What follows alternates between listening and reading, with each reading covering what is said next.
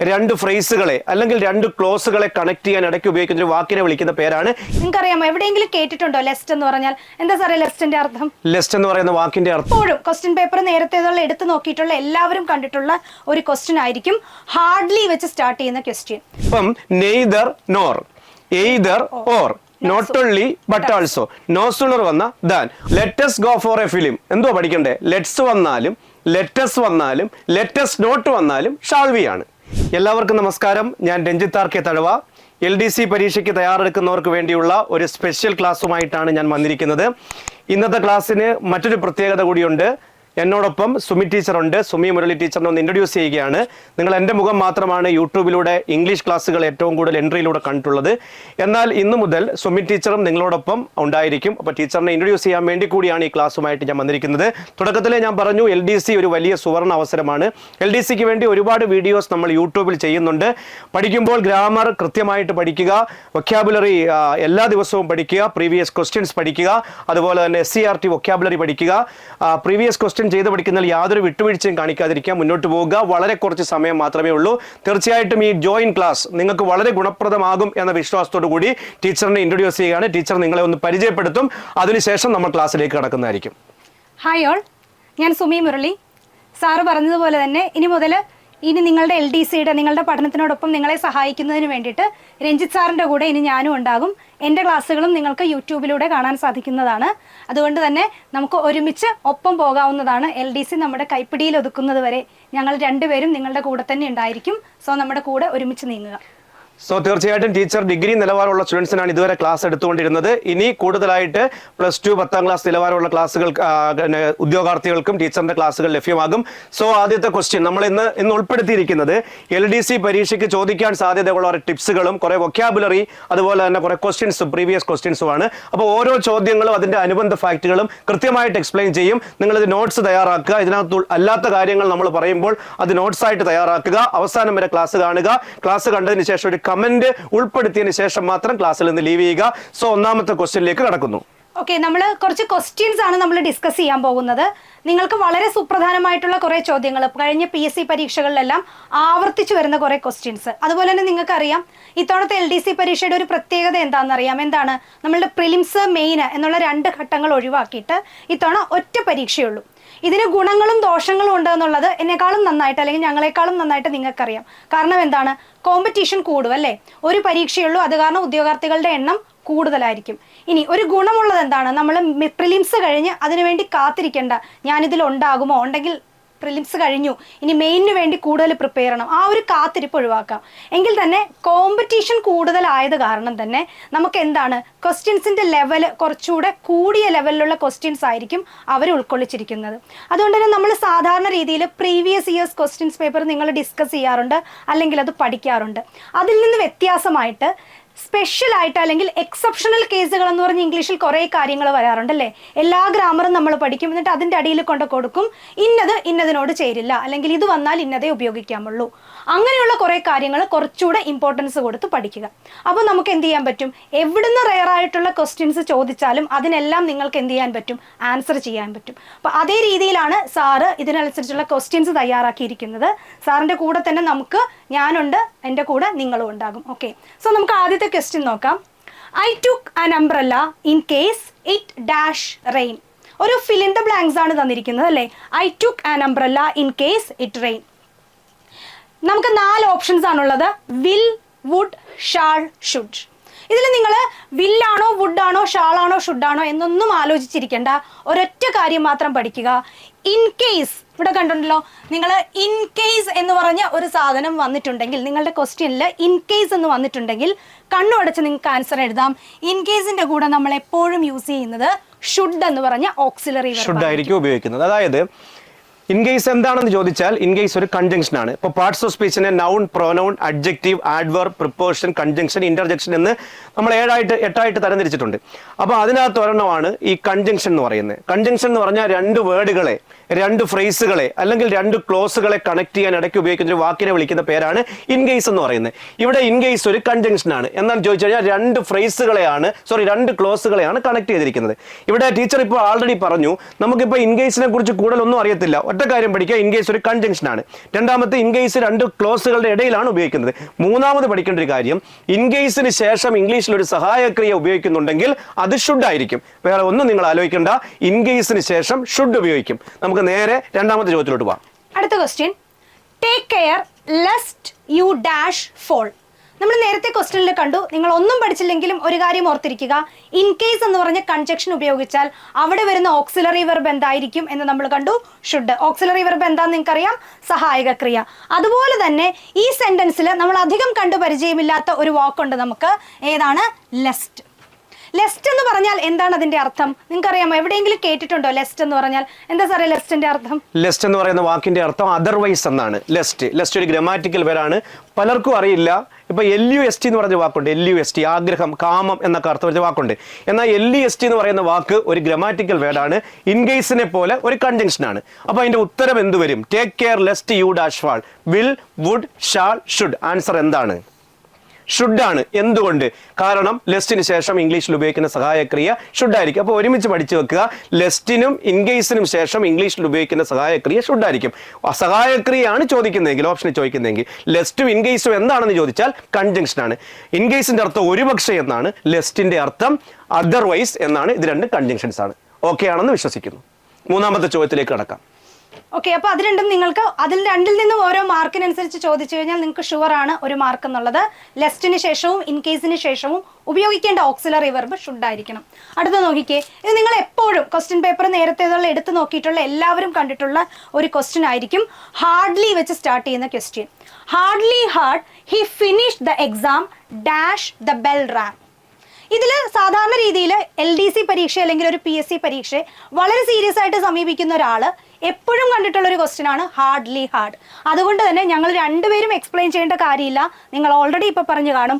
Hardly ഹാർഡിന് ശേഷം എപ്പോഴും ഉപയോഗിക്കേണ്ടത് എന്താണ്? നിങ്ങൾക്ക് എല്ലാവർക്കും അറിയാം, വെൻ ആണ്.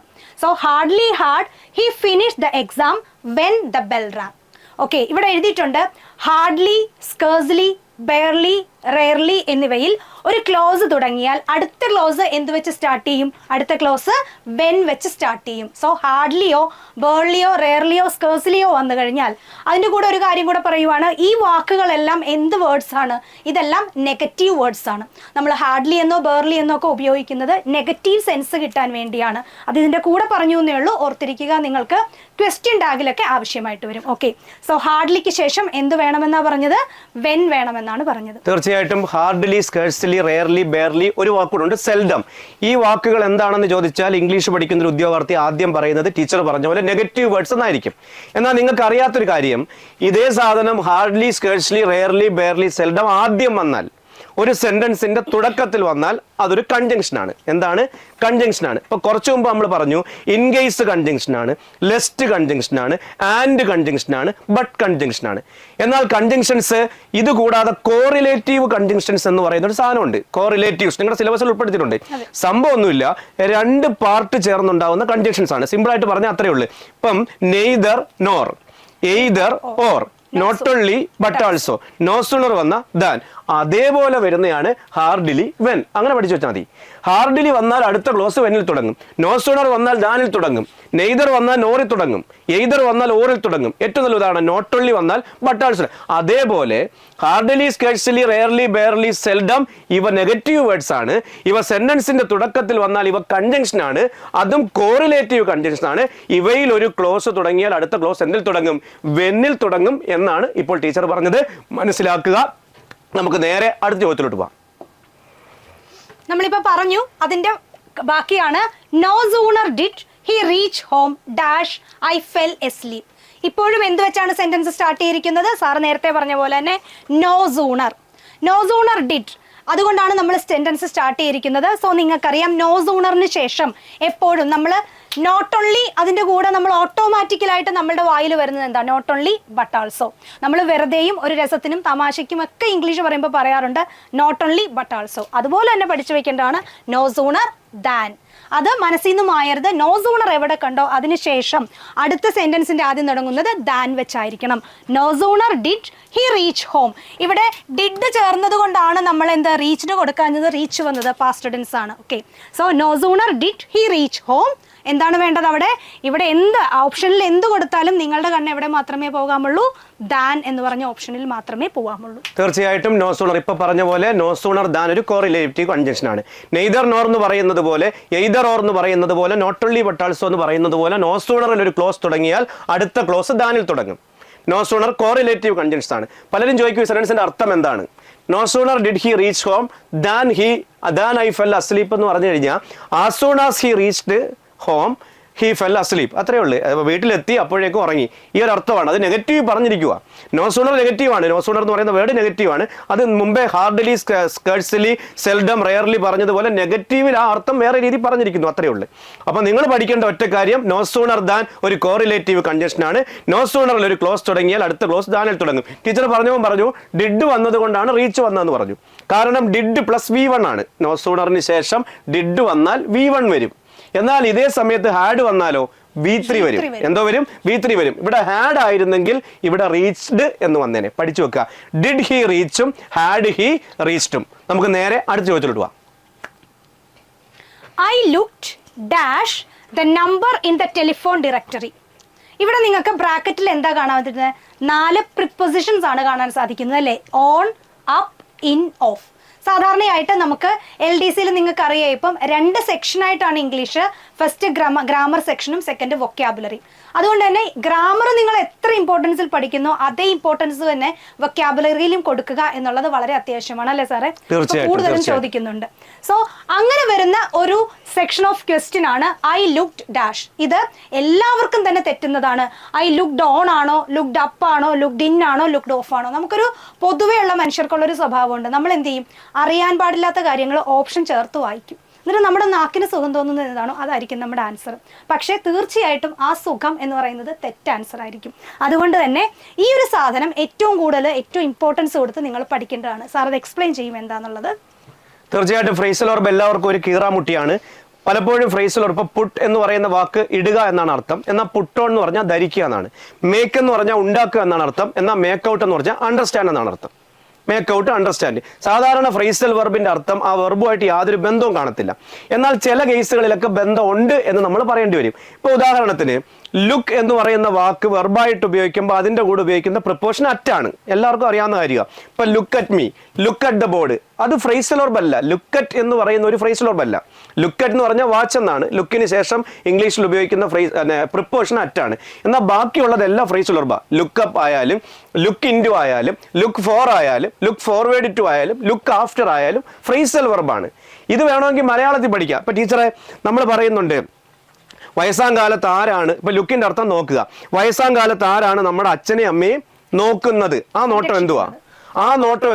ആ നോട്ടമാണ് സംരക്ഷിക്കുക, ലുക്ക് ആഫ്റ്റർ. പഠിച്ചു വെക്കുക. Who will look after your parents when they get old? അർത്ഥം എന്തുവാ? ആരാണ് അവരെ സംരക്ഷിക്കുന്നത്? അപ്പം പറ, ലുക്ക് ആഫ്റ്റർ എന്താണ്? Take care of. അടുത്ത സംരക്ഷിക്കുക എന്നർത്ഥം. ഇതേ അർത്ഥം വരുന്ന വേറെ ഒന്നുണ്ട്, ടേക്ക് ആഫ്റ്റർ. ടേക്ക് ആഫ്റ്റർ എന്ന് പറഞ്ഞാൽ റിസംബിൾ, സാദൃശ്യം തോന്നിയ.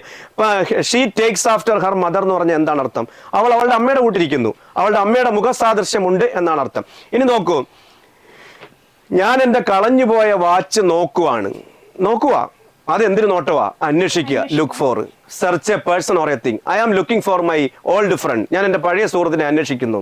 I am looking for my lost watch. ഞാൻ എന്റെ കളഞ്ഞുപോയ വാച്ച് അന്വേഷിക്കുന്നു. അവിടെ ലുക്ക് ഫോർ എന്ന് പറഞ്ഞാൽ അന്വേഷിക്കുകയാണ്. ലുക്ക് ഫോർവേഡ് ടു, ഞാൻ എന്റെ സുഹൃത്തിനെ വർഷങ്ങളായിട്ട് നോക്കിയിരിക്കുകയാണ്. ആ നോട്ടം എന്തുവാ? പ്രതീക്ഷിക്കുക, expect. Look forward to, expect. നോട്ടം തന്നെയാണ്. പല നോട്ടമുണ്ട് മലയാളത്തിൽ. അതേ നോട്ടം തന്നെ ഇവിടെ പറയാം. ലുക്ക് ഫോർവേഡ് ടു, എക്സ്പെക്ട്, പ്രതീക്ഷിക്കുക. അടുത്തത് ലുക്ക് ഇൻ ടു. പറയാ, please give me a return complaint. I will look in to the matter. ഞാനൊന്ന് നോക്കട്ടെ. ഒരു റിട്ടേൺ കംപ്ലൈന്റ് ഇതാ, ഞാനൊന്ന് നോക്കട്ടെ. അത് എന്ന് ചേർത്ത് എന്തുവാ? എക്സാമിൻ, പരിശോധിക്കട്ടെ, പഠിക്കട്ടെ. അതാണ് ലുക്ക് ഇൻ ടു, എക്സാമിൻ. ഇനി ഒരെണ്ണമുണ്ട്, look up. What is the difference between look up and look for? Look ഫോറും അന്വേഷിക്കുകയാണ്, ലുക്ക് അപ്പും അന്വേഷിക്കുകയാണ്. ഒറ്റ വ്യത്യാസം എന്താണെന്ന് ചോദിച്ചാൽ, search a particular particular thing or person, ഒരു പർട്ടിക്കുലർ ആയിട്ടുള്ള കാര്യം അന്വേഷിക്കുമ്പം ലുക്കപ്പ് ഉപയോഗിക്കുന്നത്. ടെലിഫോൺ ഡയറക്ടറി, ഡിക്ഷണറി, മാപ്സ്, ഇങ്ങനെയുള്ള വാക്കുകൾ സാധാരണ വന്നു കഴിഞ്ഞാൽ നമ്മൾ അവിടെ ഒരു വേർഡ്, ഒരു നമ്പർ, ഒരു സ്ഥലം, അങ്ങനെ പർട്ടിക്കുലർ ആയിട്ടുള്ള ഒരു കാര്യം അന്വേഷിക്കുമ്പോൾ അതിനെ വിളിക്കുന്ന പേരാണ് ലുക്കപ്പ്. അതുകൊണ്ടാണ് ആൻസർ ലുക്കപ്പ് വന്നത്. ഒരിക്കൽ കൂടെ ടീച്ചർ ഇതിന്റെ വേർഡും പറയും, അതിന്റെ മീനിങ്ങും പറയും. നോക്കുക. അതായത് നമ്മൾ ലുക്ക് ഫോർ, ലുക്കപ്പ് രണ്ടും നിങ്ങൾ ഒരുമിച്ച് ചേർത്ത് പഠിക്കുക. ലുക്ക് ഫോർ എന്ന് പറഞ്ഞാൽ നമ്മൾ ഒരു വ്യക്തിയെ അല്ലെങ്കിൽ ഒരു വസ്തുവിനെ അന്വേഷിക്കുന്നു. എന്താണ്? Search for A person or thing. ഒരു വ്യക്തിയെ അന്വേഷിക്കുന്നു അല്ലെങ്കിൽ ഒരു വസ്തുവിനെ അന്വേഷിക്കുകയാണെങ്കിൽ അവിടെ നമ്മൾ ലുക്ക് ഫോർ എന്ന് പറയുന്നു.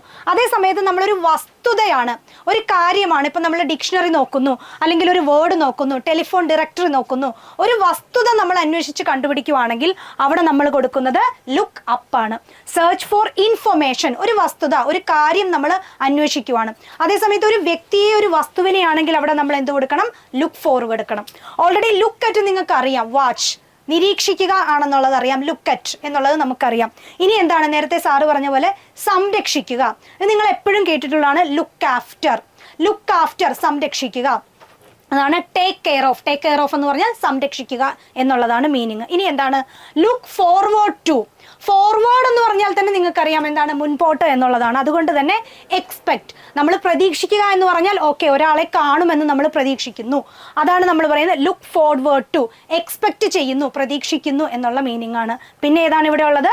Look in to. Look in to എന്ന് പറഞ്ഞാൽ എന്താണ്? എക്സാമിൻ ചെയ്യുക അല്ലെങ്കിൽ ഇൻവെസ്റ്റിഗേറ്റ് ചെയ്യുക, പരിശോധിക്കുക എന്നുള്ള മീനിങ്ങിലാണ്. എക്സാമിനിങ് ചെയ്യുക എന്നുള്ള മീനിങ്ങിലാണ് ലുക്ക് ഇൻ ടു. ഏകദേശം നിങ്ങൾക്ക് ആ വാക്ക് കേൾക്കുമ്പോൾ അറിയാം. ലുക്ക് ഇൻ ടു, അതിലേക്ക് എന്ന് പറഞ്ഞാൽ ഒരു കാര്യത്തിലേക്ക് ഇറങ്ങി ചെല്ലുക എന്ന് പറയുമ്പോൾ തന്നെ എന്താണ്? എക്സാമിൻ ചെയ്യുക എന്നുള്ളതാണ്. അതുപോലെ തന്നെ ലുക്ക് ആഫ്റ്റർ, എൻ്റെ മാതാപിതാക്കളെ ആര് സംരക്ഷിക്കും? ആഫ്റ്റർ, അവരുടെ കാലം ആകുമ്പോൾ, അവർ പ്രായമാകുമ്പോൾ ഞാൻ വലുതായി, അപ്പം അവരുടെ കാലം ആകുമ്പോഴേക്കും ആഫ്റ്റർ എന്നുള്ള രീതിയിലൊക്കെ നിങ്ങൾ കണക്ട് ചെയ്ത് ഓർത്തു വെക്കുക. അത് നിങ്ങൾ ഓരോരുത്തരും അതിനെ എത്ര ആത്മാർത്ഥതയോടെ സമീപിക്കുന്നു അനുസരിച്ചിരിക്കും ഇത് പഠിക്കാൻ. ഓക്കെ, സോ ഈ പറയുന്ന കാര്യങ്ങളെങ്കിലും നിങ്ങൾ നന്നായിട്ട് പഠിച്ചു വെക്കുക. കൺഫ്യൂസിംഗ് ആണ് ഇത്, കൺഫ്യൂസിംഗ് ഫാക്ട്സിനകത്ത് വരുന്നതാണ്, പക്ഷെ പഠിച്ചു വെച്ചാൽ അതുപോലെ ചോദിക്കുന്നതാണ്. ടേക്ക് ആഫ്റ്റർ പഠിക്കുക, ടേക്ക് ആഫ്റ്റർ റിസംബിൾ. നമുക്ക് നേരെ സമയം കളയുന്നില്ല, കുറച്ച് സമയം കൊണ്ട് കൂടുതൽ കാര്യങ്ങൾ എന്നാണ് നമ്മൾ ഈ ക്ലാസ് കൊണ്ട് ഉദ്ദേശിക്കുന്നത്. നേരെ അടുത്തിലോട്ട് പോകുന്നു. Preposition. He died dash his own hands. മരിക്കുക അല്ലേ? ഡൈഡ് എന്ന് പറഞ്ഞാൽ മരിക്കുക എന്ന് പറഞ്ഞാൽ ഈ മരണം തന്നെ പല രീതിയിലുണ്ടാകാം ഇല്ലേ? ഒന്ന് എങ്ങനെയുണ്ടാകാം? ഒരു ആക്സിഡന്റിൽ മരിക്കാം, ഒരു അസുഖം വന്ന് മരിക്കാം, ഇല്ലെങ്കിൽ നമ്മൾ സ്വയം എന്തെങ്കിലും കാരണങ്ങൾ കൊണ്ട് മരിക്കാം. അങ്ങനെ പല കാരണങ്ങൾ കൊണ്ട് മരിക്കാം. നമ്മൾ മലയാളത്തിനാണെങ്കിൽ ഇതിനെല്ലാത്തിനും പറയും നമ്മൾ മരിച്ചു, ഇന്നയാൾ കാരണം മരിച്ചു. പക്ഷേ ഇംഗ്ലീഷിൽ അതല്ല. ഇംഗ്ലീഷിൽ ഈ ഡൈഡിന് ശേഷം പല പ്രിപ്പോസിഷനാണ് ഉപയോഗിക്കുന്നത്. ഓരോ പ്രിപ്പോസിഷൻ ഉപയോഗിക്കുമ്പോഴും ആ മരിക്കുന്നതിന് പ്രത്യേക റീസൺ ഉണ്ടായിരിക്കും. അതെന്താണെന്ന് ഇവിടെ പറഞ്ഞിരിക്കുന്നത്. ഇവിടെ എങ്ങനെ മരിച്ചു എന്നാണ് പറഞ്ഞിരിക്കുന്നത്? സ്വന്തം കൈകൊണ്ട് മരിച്ചു. സ്വന്തം കൈകൊണ്ട് മരിച്ചു എന്നാണ് പറഞ്ഞിരിക്കുന്നത്. ഇതിൽ ഓഫ് ആണോ, ബൈ ആണോ, ഫ്രം ആണോ, വിത്ത് ആണോ? ഇവിടെ നമുക്ക് നോക്കാം. ഡൈ ഓഫ്, നമ്മൾ മരിക്കുന്നത് ഒരു അസുഖം മൂലമാണെങ്കിൽ അയാൾ ക്യാൻസർ വന്ന് മരിച്ചു എന്ന് പറയുവാണെങ്കിൽ ഹി ഡൈഡ് ഓഫ് ക്യാൻസർ. ഒരു അസുഖം, മലേറിയ വന്ന് മരിച്ചു, ഡെങ്കു വന്ന് മരിച്ചു, ഒരു അസുഖം വന്നാണ് ഒരാൾ മരിക്കണതെങ്കിൽ അവിടെ നമ്മൾ എപ്പോഴും ഡൈയുടെ കൂടെ ചേർക്കേണ്ട പ്രിപ്പോസിഷൻ ഓഫ് ആയിരിക്കണം. അങ്ങനെ തന്നെ പഠിച്ചു വെക്കുക. ഒരു അസുഖം വന്നാൽ ഡൈയുടെ കൂടെ വേണ്ട പ്രിപ്പോസിഷൻ എന്ന് പറയുന്നത് ഓഫ് ആയിരിക്കണം. He died of A disease or old age. Okay, ഇനി എന്താണ്? ആൾ മരിക്കുന്നത് ഒരു കാർ ആക്സിഡന്റിലാണ് അവൻ മരിച്ചത്. നമ്മൾ എങ്ങനെ പറയും? He died in a car accident, അല്ലെങ്കിൽ he died in a accident എന്ന് പറയും. അപ്പം ഒരു ആക്സിഡന്റിലാണ് മരണം സംഭവിക്കുന്നതെങ്കിൽ അവിടെ ഡൈയുടെ കൂടെ വേണ്ട പ്രിപ്പോസിഷൻ ഇൻ ആണ്. ഇനി എന്താണ്? സോറി, ഡൈ ഫ്രം എന്തായിരിക്കും? Avoidable reasons. അവോയ്ഡബിൾ റീസൺസ് എന്ന് പറഞ്ഞു കഴിഞ്ഞാൽ ഒഴിവാക്കാമായിരുന്ന കാരണങ്ങളാൽ മരിക്കുക എന്ന് പറയും. അപ്പം നമ്മൾ ഈ മരണം നമ്മൾ വിചാരിച്ചിരുന്നെങ്കിൽ ഒഴിവാക്കാമായിരുന്നു. എന്തൊക്കെയാണ് അതിനകത്ത് വരുന്നത്? സ്റ്റാർവേഷൻ, സ്റ്റാർവേഷൻ വരാം. ഇപ്പം കുറച്ച് വാക്കുകൾ പഠിച്ചു വെക്കുക. ഫ്രം, സ്റ്റാർവേഷൻ എന്ന് പറഞ്ഞാൽ പട്ടിണി മൂലം മരിച്ചു. പോവർട്ടി, ദാരിദ്ര്യം മൂലം മരിച്ചു, പോവർട്ടി വരാം. ഒബിസിറ്റി വരാം, ഒബിസിറ്റി, തടി കൂടി മരിച്ചു. ഓവർ ഈറ്റിംഗ്, ഓവർ ഈറ്റിംഗ് എന്ന് പറഞ്ഞാൽ ആഹാരം ഓവറായിട്ട് കഴിച്ചു മരിച്ചു. ഒരു അപകട മരണം ഇതിനകത്ത് വരുന്നുണ്ട്. ഡ്രോണിങ്, അതായത് മുങ്ങി മരിക്കുക, droning.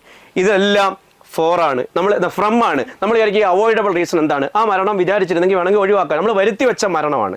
അങ്ങനെയുള്ളതിനെല്ലാം starvation, poverty, obesity, over eating, drowning, അപകട മരണമാണ്, മുങ്ങി മരണം, അങ്ങനെ ഉപയോഗിക്കുന്ന കേസുകളെയാണ് ഫ്രം ഉപയോഗിക്കുന്നത്. ഇപ്പം തുടക്കത്തിൽ പറഞ്ഞു അസുഖം വന്നാൽ ഡൈഡ് ഓഫ് ആണ്, പ്രായമായി മരിച്ചു ഡൈഡ് ഓഫ് ആണ്, ഒരു അപകടം, car accident, bus accident, plane crash, shipwreck ഏത് വന്നാലും ഇന്നാണ്. ഇൻ ആൻ ആക്സിഡന്റ് എന്നാണ് പറയുന്നത്. ഡൈ ഫോർ എ കോസ് എന്ന് പറഞ്ഞാൽ ഒരു കാരണത്തിന് വേണ്ടി മരിക്കുക, ആർക്കെങ്കിലും വേണ്ടി മരിക്കുക.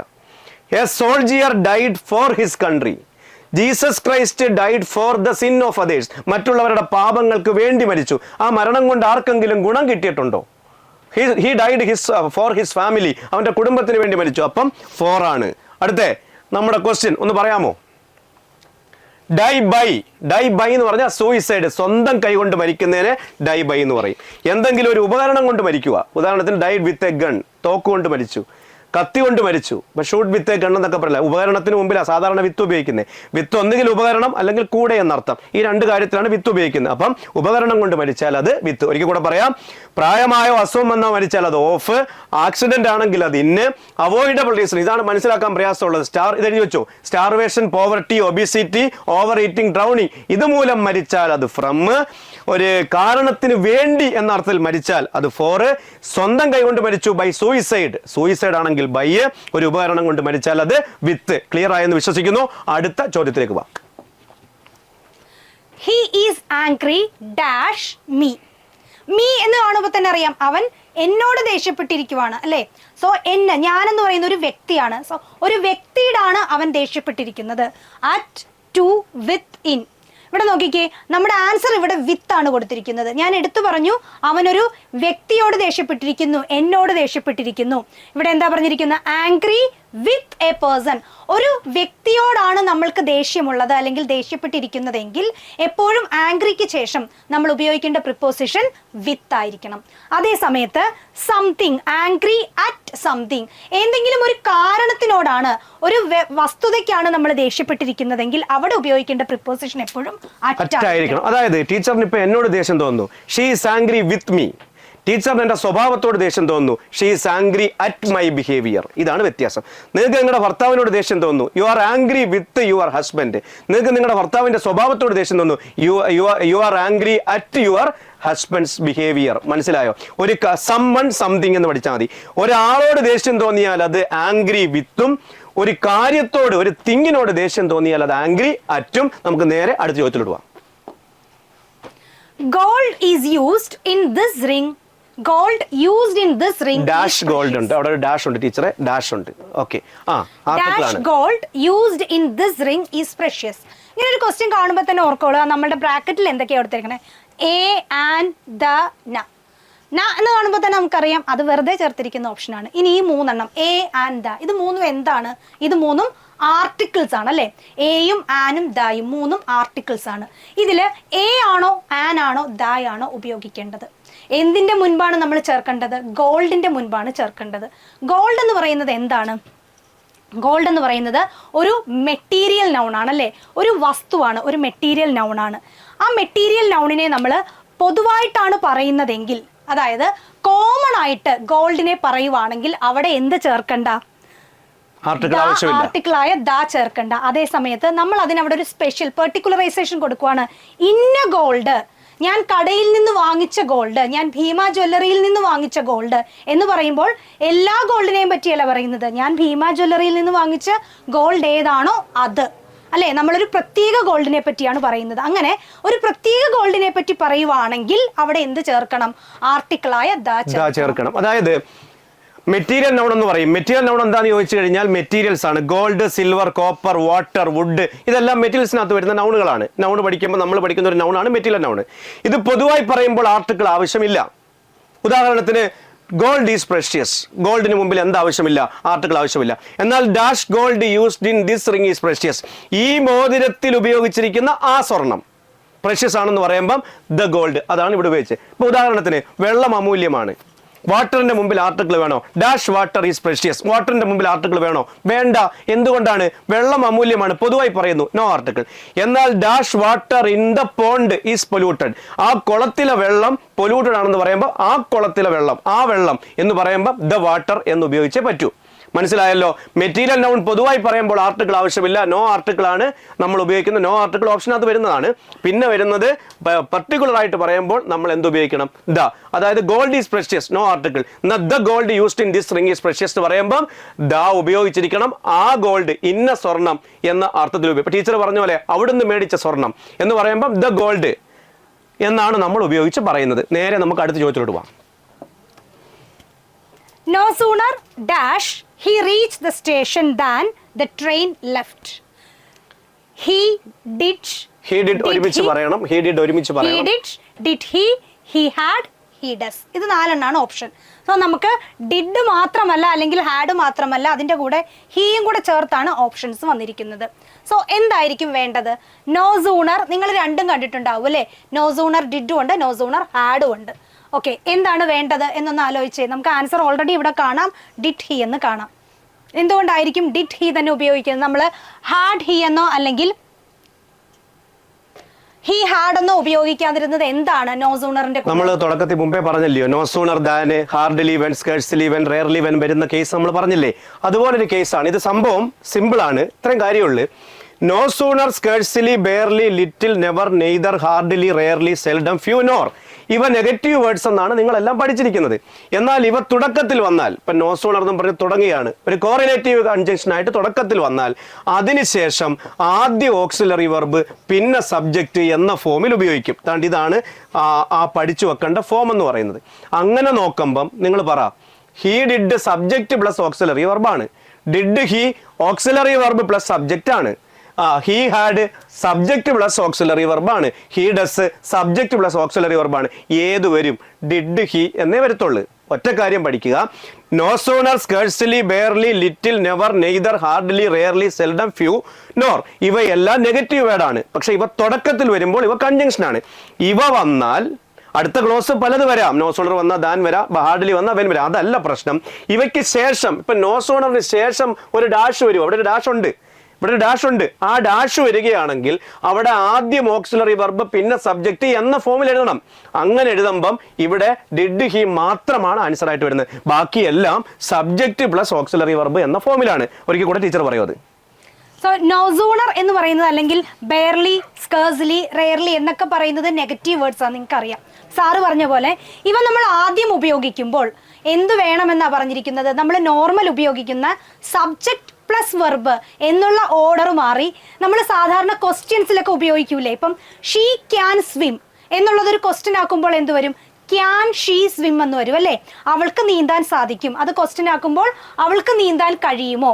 സോ ഷീ ക്യാൻ സ്വിം എന്ന് പറയുമ്പോൾ സബ്ജക്റ്റ്, അതിനുശേഷമാണ് നമ്മൾ വെർബ് എടുത്തത്. എന്നാൽ അതിനെ ഒരു ക്വസ്റ്റ്യൻ ആക്കിയപ്പോൾ എന്തായി? Can she swim. ആദ്യം ആര് വന്നു? ഓക്സിലറി വന്നു.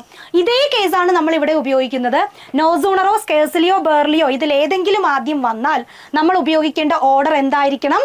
ഓക്സിലറി വേർബ് പ്ലസ് സബ്ജക്റ്റ് എന്നുള്ള ഓർഡർ ആയിരിക്കണം. അങ്ങനെ നോക്കുമ്പോൾ നമുക്ക് ഈ ഓപ്ഷനിൽ ആര് മാത്രമേ ഉള്ളൂ? ഡിഡ് ഹി മാത്രമേ ഉള്ളൂ. Let's go for a film. കാണുമ്പോഴേ നിങ്ങൾക്കറിയാം, ഒരു കോമ അതിനുശേഷം ഒരു ക്വസ്റ്റ്യൻ മാർക്ക് കണ്ടു കഴിഞ്ഞാൽ, ഡാഷിന് ശേഷം ക്വസ്റ്റ്യൻ മാർക്ക് കണ്ടു കഴിഞ്ഞാൽ നിങ്ങൾക്കറിയാം എന്താണ് വേണ്ടത്? ക്വസ്റ്റ്യൻ ടാഗ് ആണ് വേണ്ടത്. ക്വസ്റ്റ്യൻ ടാഗിന്റെ ഫോം എന്ന് പറയുന്നത് auxiliary verb plus subject plus question mark എന്നാണ്. Pronoun of the subject plus question mark എന്നാണ്. ഇവിടെ നമ്മൾ പഠിച്ചു വെക്കേണ്ട ഏറ്റവും പ്രധാനപ്പെട്ട കാര്യം ലെറ്റ്സ്, ലെറ്റസ്, ലെറ്റസ് നോട്ട്, ഈ 3 എണ്ണം വന്നു കഴിഞ്ഞാൽ നിങ്ങൾ അങ്ങ് കാണാതെ അങ്ങ് പഠിച്ചു. ലെറ്റസ് എന്ന് തുടങ്ങിയാലും ലെറ്റസ് നോട്ട് എന്ന് തുടങ്ങിയാലും ലെറ്റ്സ് എന്ന് തുടങ്ങിയാലും ആൻസർ ഷാൾ ബി ആയിരിക്കും. എന്നാൽ അതേ സാധനം പ്ലീസ് ലെറ്റസ് എന്നാണ് വരുന്നതെങ്കിൽ വിൽ യു എന്നായിരിക്കും. ഞാൻ പറയാം. എന്നാൽ അതേ സാധനം ലെറ്റ് മീ എന്ന് വന്നാൽ ഷാളയും പ്ലീസ് ലെറ്റ് മീ എന്ന് വന്നാൽ വിൽ യു ആയിരിക്കും. ഇവിടെ ഉത്തരം തെറ്റാണ് കൊടുത്തിരിക്കുന്നത്. ഷാൾ വി എന്നാണ് ഈ ചോദ്യത്തിന്റെ ആൻസർ വരാൻ സാധ്യതയുള്ളത്. Okay, let's go for a film എന്തോ പഠിക്കണ്ടേ? ലെറ്റ്സ് വന്നാലും ലെറ്റസ് വന്നാലും ലെറ്റസ് നോട്ട് വന്നാലും ഷാൾ വി ആണ്. എന്നാൽ ഇതേ ചോദ്യം പ്ലീസ് ലെറ്റസ് എന്നായിരുന്നെങ്കിൽ വിൽ യു എന്ന് എഴുതണം. ഇനി ലെറ്റ് മീ എന്ന് തുടങ്ങുക, ലെറ്റ് മീ ഡു ഇറ്റ് എന്ന് പറയുമ്പോൾ ഷാൾ ഐ ആണ്. എന്നാൽ പ്ലീസ് ലെറ്റ് മീ എന്ന് പറയുമ്പം വീണ്ടും വിൽ യു എഴുതണം. പ്ലീസ് വരുമ്പോൾ അത് ഇമ്പരറ്റീവ് സെന്റൻസ് ആവും. ഇമ്പരറ്റീവ് സെന്റൻസിന്റെ ടാഗ് വിൽ യു ആണ്. അല്ലാത്ത കേസിൽ സജഷൻ ആണ്. അതുകൊണ്ടാണ് ഇങ്ങനെ സംഭവിക്കുന്നത്. ഒന്നുകൂടെ പറയാം. ലെറ്റ്സ്, ലെറ്റസ്, ലെറ്റസ് നോട്ട് വന്നാൽ ഷാൾ വി, പ്ലീസ് ലെറ്റസ് എന്ന് വന്നാൽ വിൽ യു, ലെറ്റ് മീ വന്നാൽ shall I, please let me എന്ന് വന്നാൽ വിൽ യു. ഇതിന്റെ answer let's go for a ഫിലിമിന്റെ ആൻസർ ഷാൾ വി എന്നാണ്. ഓക്കെ, അടുത്ത ചോദ്യം. ഇനി നമുക്ക് കുറച്ച് വൊക്കാബുലറി പഠിക്കാം. വൊക്കാബുലറി എന്തുമാത്രം ഇമ്പോർട്ടൻ്റ് ആണെന്ന് നിങ്ങൾക്ക് അറിയാം. സിമിലി എന്ന് പറയുന്ന ഭാഗമാണ് ടീച്ചർ എക്സ്പ്ലെയിൻ ചെയ്യാൻ പോകുന്നത്. ഈ സിമിലി ചോദിക്കുന്നത് എങ്ങനെയാണ്? ഇപ്പോൾ ഉദാഹരണം, he is as cool as dash, as cool as A dash എന്ന് ചോദിക്കും.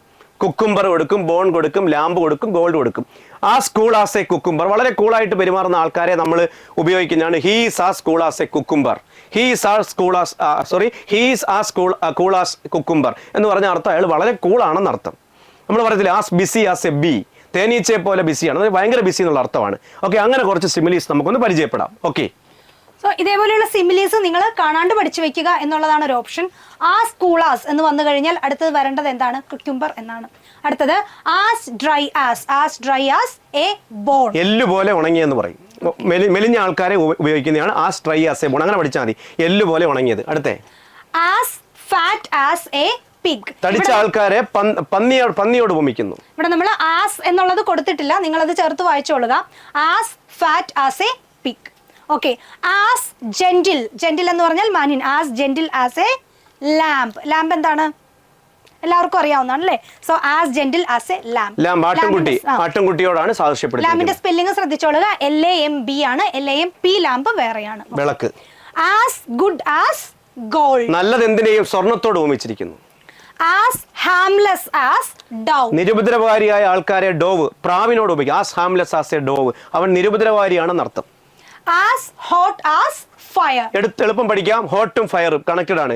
അവൻ ആസ് ഹോട്ട്, അവനെ തൊടരുത്, അവൻ തൊട്ട പൊള്ളും നമ്മൾ പറയും. ആസ് ഹോട്ട് ആസ് ഫയർ, അവൻ തീ പോലെ പൊള്ളുന്നതാണ്. അടുത്ത ആസ് ഓൾഡ് ആസ് ഹിൽസ്, പ്രായമുള്ള എന്തിനേയും നമ്മൾ കുന്നിനോട് സാദൃശ്യപ്പെടുത്തും. My grand father is as old as the hills, ആ കുന്നിന്റെ അത്രയും പ്രായം ഉണ്ടെന്ന് പറഞ്ഞാൽ ഒരുപാട് പ്രായം ഉണ്ടെന്ന് അർത്ഥം. As light as a feather, നിങ്ങൾ ഉദ്ദേശിക്കുന്ന ലൈറ്റ് അല്ല, വെളിച്ചം എന്നുള്ളതല്ല, ഭാരമില്ലാത്തതിന് അർത്ഥമുണ്ട് ലൈറ്റിന്. തൂവല് പോലെ ഭാരമില്ലാത്തത്. As light as a feather.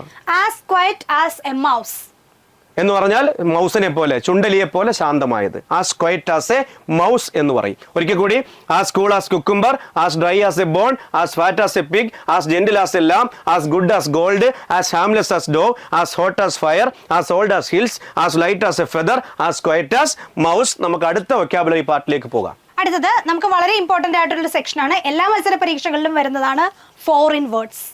കേൾക്കുമ്പോൾ നമുക്ക് ചിരിയോ അല്ലെങ്കിൽ വായിക്കാനുള്ള ബുദ്ധിമുട്ടോ ഒക്കെ തോന്നും, പക്ഷേ എങ്കിലും പഠിച്ചു വെക്കുക. ആദ്യത്തെ എന്താണ്? ആഡ്ലിബ് എന്നാണ് കൊടുത്തിരിക്കുന്നത്. ആഡ്ലിബ് എന്ന് പറഞ്ഞാൽ അതിന്റെ അർത്ഥം വിത്തൗട്ട് എനി പ്രിപ്പറേഷൻ, യാതൊരു പ്രിപ്പറേഷൻസും ഇല്ലാത്തത്. Ad lib means without any preparation. Okay, next one പറഞ്ഞിരിക്കുന്നത് ab initio. Ab initio means from the beginning. അത് നിങ്ങൾക്ക് കണക്ട് ചെയ്തായിട്ട് പഠിക്കാവുന്നതേ ഉള്ളൂ. ഇനിഷ്യൽ എന്നുള്ളൊരു വേർഡ് ഓർത്തിരിക്കുക. ഇനിഷ്യൽ എന്ന് പറഞ്ഞാൽ തുടക്കത്തിൽ. സോ അതുമായിട്ട് നമുക്ക് കണക്ട് ചെയ്യാം. ഓപ്ഷനിൽ നിങ്ങൾക്ക് വേഗം എടുക്കാം. Ab initio means from the beginning. Initial എന്നുള്ള വേർഡുമായിട്ട് ഓർത്തിരിക്കുക. Then ad hoc. Ad hoc means ഒരുപാട് പ്രാവശ്യം ആവർത്തിച്ചൊരു ക്വസ്റ്റ്യൻ ആണ്. For the special purpose. Ad hoc means for the special purpose. Ad verbum. Verb എന്ന് പറയുന്ന വാക്കിന്റെ കറക്റ്റ് അർത്ഥം വേർഡ് എന്നാണ്. വേർഡ് ഫോർ വേർഡ്, വാക്കിന് വാക്കെന്ന അർത്ഥം വരും. അൽമാമേറ്റർ എന്ന് പറഞ്ഞാൽ ഓൾഡ് സ്കൂൾ, നമ്മൾ പഠിച്ച പഴയ സ്കൂളിനെയൊക്കെ നമ്മൾ അൽമാമേറ്റർ എന്ന് പറയാറുണ്ട്. ഇവിടെ അഡ്ലിബ് വിത്തൗട്ട് പ്രിപ്പറേഷൻ. അബിനിഷ്യോ, ഇനിഷ്യൽ എന്ന് പറഞ്ഞാൽ തുടക്കം എന്നാണ്. From the beginning. അഡ്ഹോക്ക്, നിങ്ങൾ അഡ്ഹോക്ക് ലെക്ചർ എന്ന് കേട്ടുണ്ടോ? താൽക്കാലികമായിട്ട് നിയമിക്കുന്നത്, സ്പെഷ്യൽ പർപ്പസ് ഉണ്ട്. അഡ്ഹോക്ക് കമ്മിറ്റി, ഉത്സവ കമ്മിറ്റിയൊക്കെ അഡ്ഹോക്ക് കമ്മിറ്റിയെ പെട്ടെന്ന് താൽക്കാലികമായിട്ട് തട്ടിക്കൂട്ടുന്നത്. അഡ്ഹോക്ക് എന്ന് പറഞ്ഞാൽ സ്പെഷ്യൽ പർപ്പസ് എന്നാണ്. Ad verbum, word for word, alma mater, old school. Okay, നമുക്ക് കുറച്ച് ഇഡിയംസും കൂടെ പഠിച്ചുകൊണ്ട് ഈ ക്ലാസ് ഇവിടെ അവസാനിപ്പിക്കാം. തീർച്ചയായിട്ടും ഇത് കൂടെ കാണുക. നിങ്ങൾ ഇത് കൂടെ കണ്ടു കഴിയുമ്പോൾ കുറേ ഇഡിയോമാറ്റിക് എക്സ്പ്രഷൻ പ്ലസ് ഫ്രേസസ് നിങ്ങൾക്ക് കിട്ടുന്നതായിരിക്കും.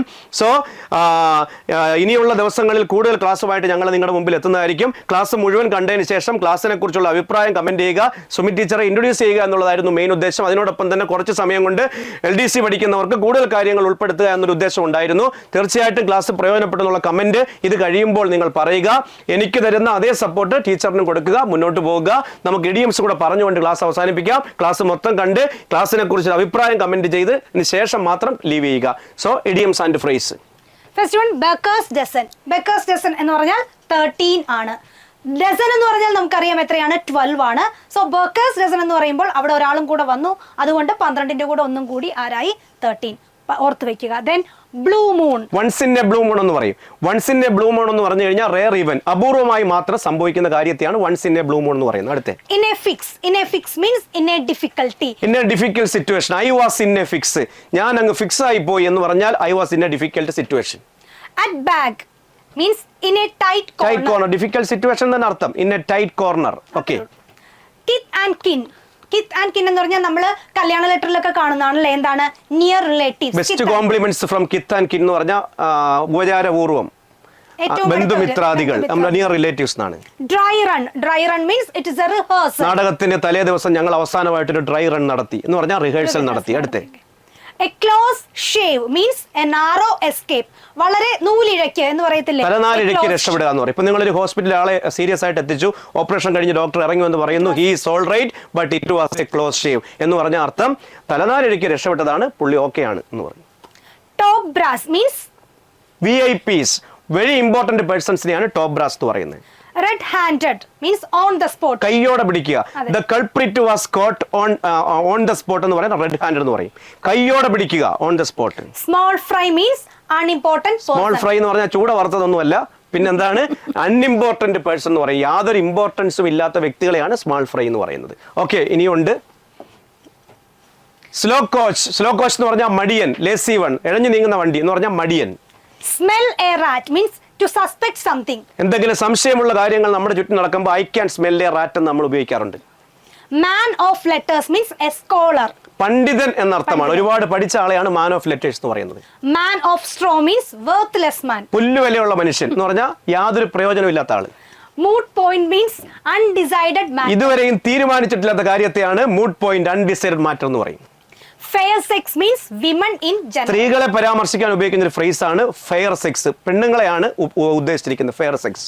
Bosom friend means intimate friend. Bosom എന്ന് പറഞ്ഞാൽ മാറിടം. നമ്മൾ മാറോട് ചേർക്കുന്നത് ആരെയാണ്? നമ്മുടെ ഏറ്റവും ഇന്റിമേറ്റ് ഒരാളെ. അങ്ങനെ പഠിച്ചാൽ മതി. ബോസം ഫ്രണ്ട്, ആത്മാർത്ഥ സുഹൃത്ത്. an axe to grind. Selfish motive, സ്വാർത്ഥ താല്പര്യത്തെയാണ് an axe to grind എന്ന് പറയുന്നത്. break the ice. break the ice എന്ന് പറഞ്ഞാൽ to begin conversation. നിശബ്ദതയെ ഭഞ്ജിക്കുക, ചിലയുരുക എന്നൊക്കെ പറഞ്ഞു കഴിഞ്ഞാൽ സംസാരിച്ചു തുടങ്ങുക. അതിനെയാണ് നമ്മൾ begin the conversation ആണ് to break the ice എന്ന് പറയുന്നത്. bring home means convince. ഒരാളെ കൺവിൻസ് ചെയ്യുക. bring home. okay. Convince, bring home ഒരു ഫ്രേസ് ആണ്. കൺവിൻസ് ചെയ്യുക, ബോധ്യപ്പെടുത്തുക. end in smoke. Waste. End in smoke, കട്ടപ്പുക എന്ന് പറഞ്ഞാൽ വേസ്റ്റ് ആയി മാറുക എന്ന അർത്ഥത്തിലാണ് ഉപയോഗിച്ചിരിക്കുന്നത്. സോ തീർച്ചയായിട്ടും നിങ്ങൾ ഈ പറയുന്ന ഫ്രേസും ഇഡിയംസും എല്ലാം പഠിക്കുക, മുന്നോട്ട് പോകുക. LDC വലിയൊരു അവസരമാണ്. Early bird catches the fly എന്ന് പറയും. നേരത്തെ തുടങ്ങുന്നവൻ നേരത്തെ എത്തും. നിങ്ങൾക്ക് പഠിച്ചു തുടങ്ങേണ്ട സമയം അതിക്രമിച്ചിരിക്കുന്നു. ഇനി വളരെ കുറച്ച് സമയമുള്ളൂ. ഇംഗ്ലീഷൊക്കെ സിമ്പിൾ ആയിട്ട് നിങ്ങൾക്ക് 10 മാർക്ക് സ്കോർ ചെയ്യാൻ ഞങ്ങൾ നിങ്ങളോടൊപ്പമുണ്ട്. അവസാനം വരെയും നിങ്ങളോടൊപ്പം ഞങ്ങൾ ഉണ്ടായിരിക്കും. എല്ലാ ഇപ്പൊ എൻട്രി ആപ്പിലൂടെ നൽകിക്കൊണ്ടിരിക്കുന്ന ഗോൾഡ് ബാച്ച് ആയിക്കോട്ടെ, സാധാ ബാച്ച് ആയിക്കോട്ടെ, എല്ലാം നല്ല സൂപ്പർ ക്ലാസ്സുകളാണ്. പ്രഗത്ഭരായ അധ്യാപകരുടെ ക്ലാസ്സുകളാണ്. അപ്പോൾ ആ ക്ലാസ്സുകൾ നിങ്ങൾ മാക്സിമം പ്രയോജനപ്പെടുത്തുക. ഒരു കാര്യം കൂടെ, ഞാൻ പഠിപ്പിച്ച ഒരു ചോദ്യം ചോദിക്കുക, അതിന്റെ ഉത്തരം നിങ്ങൾ ഓർമ്മയുണ്ടെങ്കിൽ അത് കമന്റ് ചെയ്യുക. സംഭവം ഇത്രയേ ഉള്ളൂ. ബ്രിങ് ഹോം എന്ന് പറയുന്ന ഫ്രേസിന്റെ അർത്ഥം എന്താണെന്ന് എല്ലാവരും കമന്റ് ചെയ്യണം. അത് മാത്രം പോരാ, ക്ലാസ്സിനെ കുറിച്ച് കമ്പൈൻഡ് ആയിട്ട് ഒരു ക്ലാസ് എടുത്തു, ടീച്ചറെ ഇൻട്രൊഡ്യൂസ് ചെയ്തു, ടീച്ചറിന് നിങ്ങളോടൊപ്പം ഉണ്ടായിരിക്കും. അപ്പൊ നിങ്ങൾ ഈ ക്ലാസ്സിനെ കുറിച്ച് നിങ്ങൾക്ക് പ്രയോജനപ്പെട്ടുവോ? വെറും ഒരു ഇൻട്രൊഡക്ഷൻ ക്ലാസ് മാത്രമല്ലത്, മറിച്ച് കുറച്ച് സമയം കൊണ്ട് കൂടുതൽ കാര്യങ്ങൾ നിങ്ങളിലേക്ക് എത്തിക്കാനുള്ള വലിയ ശ്രമമായിരുന്നു നടത്തിയത്. അത് നിങ്ങൾക്ക് മനസ്സിലായി. ഒരുപാട് വൊക്കാബുലറി, ഒരുപാട് ഗ്രാമർ ടിപ്സ്, ഒരുപാട് ഫ്രേസൽ വർബ് ഇങ്ങനെയൊക്കെ നിങ്ങളുടെ മുമ്പിൽ എത്തിയിട്ടുണ്ട്. ക്ലാസ്സിനെ കുറിച്ചൊരു അഭിപ്രായം, ഈ ഉത്തരം കൂടാതെ ക്ലാസ്സിനെ കുറിച്ചൊരു അഭിപ്രായം കൂടെ കമന്റ് ചെയ്തിട്ട് ലീവ് ചെയ്യുക. കൂടുതൽ ആൾക്കാരിലേക്ക് ക്ലാസ് ഇഷ്ടപ്പെട്ടെങ്കിൽ എത്തിക്കുക, മുന്നോട്ട് പോകുക. ടീച്ചർ ഇത് കൺക്ലൂഡ് ചെയ്യുന്നതായിരിക്കും. ഓക്കെ, അപ്പൊ സാറ് പറഞ്ഞതുപോലെ തന്നെ വളരെ കുറച്ച് സമയം കൊണ്ട് വളരെ കൂടുതൽ കാര്യങ്ങളാണ് നിങ്ങളിലേക്ക് എത്തിക്കാൻ ശ്രമിച്ചത്. നമ്മൾ ഏകദേശം ഒരു പകുതിയോളം ടോപ്പിക്സ് ഈ കുറഞ്ഞ സമയം കൊണ്ട് നിങ്ങളിലേക്ക് എത്തിച്ചു. വളരെ കുറച്ച് കാര്യങ്ങളേ ഉള്ളൂ എങ്കിലും അത് നിങ്ങൾക്ക് വളരെ പ്രയോജനപ്രദമായ രീതിയിലാണ് എത്തിച്ചത്. സോ നിങ്ങൾ എല്ലാവരും ഈ വീഡിയോ പൂർണ്ണമായിട്ടും കാണുക. ഞാൻ സാറിൻ്റെ കൂടെ ചേർന്നുള്ള ആദ്യത്തെ വീഡിയോ ആണ്. ഇനി അങ്ങോട്ട് ഞങ്ങൾ ഒരുമിച്ചും രണ്ട് സെപ്പറേറ്റ് ആയിട്ടും ഒക്കെ വീഡിയോസ് നിങ്ങൾക്ക് വേണ്ടി ചെയ്യുന്നതായിരിക്കും. സോ ഞങ്ങളോടൊപ്പം തന്നെ പോകുക. ഈ LDC നമുക്ക് തീർച്ചയായിട്ടും നമ്മുടെ കയ്യിൽ പിടിക്കണം. ഇത് നമ്മളുടെ അവസാനത്തെ ശ്രമമാണ്. This is my last chance എന്നായിരിക്കണം ഏത് എക്സാം എഴുതുമ്പോഴും അല്ലെങ്കിൽ ഏതൊരു എക്സാമിന് അയക്കുമ്പോഴും ആദ്യം മനസ്സിൽ വരേണ്ട കാര്യം, ഇനി എനിക്കൊരു ചാൻസ് ഇല്ല, ഇതെൻ്റെ ലാസ്റ്റ് ചാൻസ് ആണ്. സോ ഇതെനിക്ക് കിട്ടിയേ പറ്റുള്ളൂ. അതിനുവേണ്ടി ഞങ്ങൾ ആത്മാർത്ഥമായിട്ട് ശ്രമിക്കുന്നുണ്ട്. നിങ്ങളും അതിനനുസരിച്ച് തന്നെ മുന്നോട്ട് പോകുക. സോ നമുക്ക് അടുത്ത ക്ലാസ്സുകളിൽ കാണാം. അതുവരെ റാങ്ക് ഹോൾഡേഴ്സ് മീറ്റിൽ, നമ്മളെ വരാൻ പോകുന്ന റാങ്ക് ഹോൾഡേഴ്സ് മീറ്റിൽ നമുക്ക് നേരിട്ട് കണ്ട് നിങ്ങളുടെ സന്തോഷം ഞങ്ങളുടെ സന്തോഷമായി മാറുന്ന ആ വൈകാരികമായ നിമിഷത്തിന് സാക്ഷ്യം വഹിക്കുന്ന ഒരു ദിവസത്തിന് വേണ്ടി നമുക്ക് വർക്ക് ചെയ്യാം. എല്ലാവർക്കും ആശംസകൾ. Wish you all the best. Okay, all the best.